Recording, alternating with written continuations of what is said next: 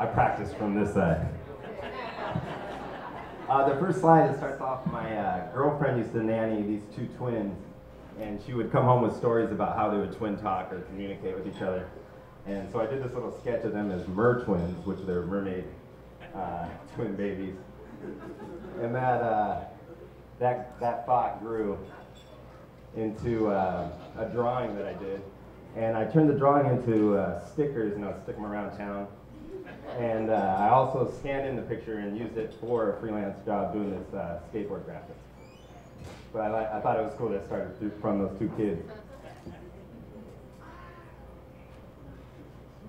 This was the first illustration that I did for City Arts magazine. And it started out, it was about the theater reopening. And I had the illustration all done, and the editor thought that the guy mopping, which was the first one I did, looked a little too sad for the happy story. And so he wanted me to change the characters, and he wanted to see some people acting on there or something. So I made one guy acting, an actor and a writer. And it kind of took away from what I was doing, because I had a cardboard cutout that I actually took a picture of at the theater for the illustration instead of photoshopping it on. And then I had to just Photoshop these guys over that. But the cardboard cutout, he got kind of depressed, and he was out of a job, so I hooked him up at my work. And he had to start at the bottom. He was pretty depressed, though, always wore the same clothes, never took that mask off. I think it smelled weird. This one, I just love this. This is a beginning for sure, because that is my sketch, and not when I was 4. Those are stickers from my work, and we label stuff, and I just drew that down real quick, because I saw a picture of a girl in the wind with like mud pods in the water. I was like, those should be turtles. This one, a lot of people are offended or put off by this one when I thought it was a happy story. It's called Second Thought, and it's just like the bird landed right at the right time, right before he's done with the cigarette.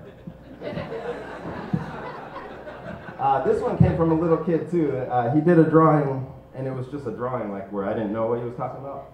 And I started drawing on it too, and then he drew on it, and then this whole story came of this mermaid that has found this chair in the ocean, and she pulls it out when it's raining out. So because that's the only time she can come out to the surface. And that's that. This one is personal. Right, Ryan?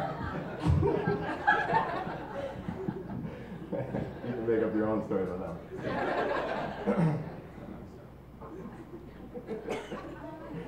This is the first True Grit. This is when I first started to start writing my own comic strip in the City Arts. And it was about they busted the kid for graffiti, and then they're critiquing it before they take him downtown. They're not all bad. This one, this one's the one. This is The Inventor, and it's from a series I did on, it's The Legless Inventor, and it's from a series I did on Sideshow Freaks. And it's just some legs he created that were like above and beyond. And I didn't think about the steering column, really. But I did color, I noticed it. This is Myrtle Corbin, and she's the 4-legged girl.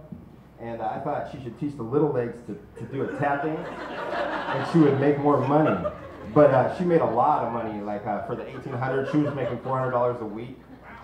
And her parents had 5 more children trying to have more with 4 legs. They wanted a boy or a girl. Probably both would get paid more.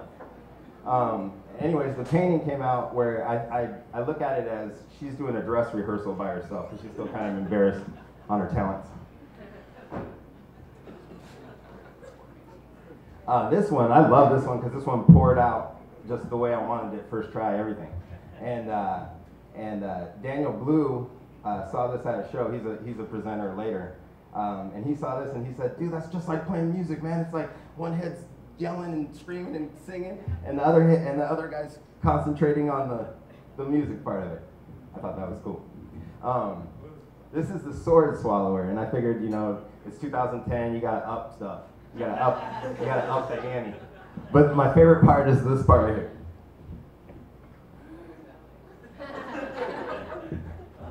almost too much. This one reminds me of two things. My mom's voice with the, "You're gonna go blind if you sit that close." And then another thing is like getting too lazy with the remote when the batteries start to die. And you tell you're pushing the button with the remote. This one is about the butterfly feeling, and it's called Come Back. And it's like the butterfly feeling you get before you're talking in front of people about your art, or a love feeling, and how if that feeling was gone, even though you hate it, if it was gone, you would want it back. I love that feeling.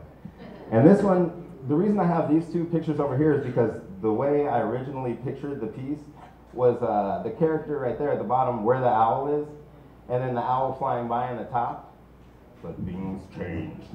I started drawing the owl on the top, and it started to look like that guy. And so I changed it into that guy while I was making it, and then I was like, whoa, he killed the owl. And so then the whole painting made its own story, and I loved that, right? That was awesome. It was like I was watching. Whoa. And the final one is Galen. This guy right here, he recently passed away, but he used to hang out around the corner from my studio on 6th Ave, and I needed a reference when I was doing the Sideshow Freaks for a naughty man. So I told him I would make him Naughty Man, and I would make him a little bit younger though for it. I'd trade him the boils for the younger. And but the family took that painting and brought it to his funeral. And I thought that was weird at first, but then I really think it's cool. Thank you.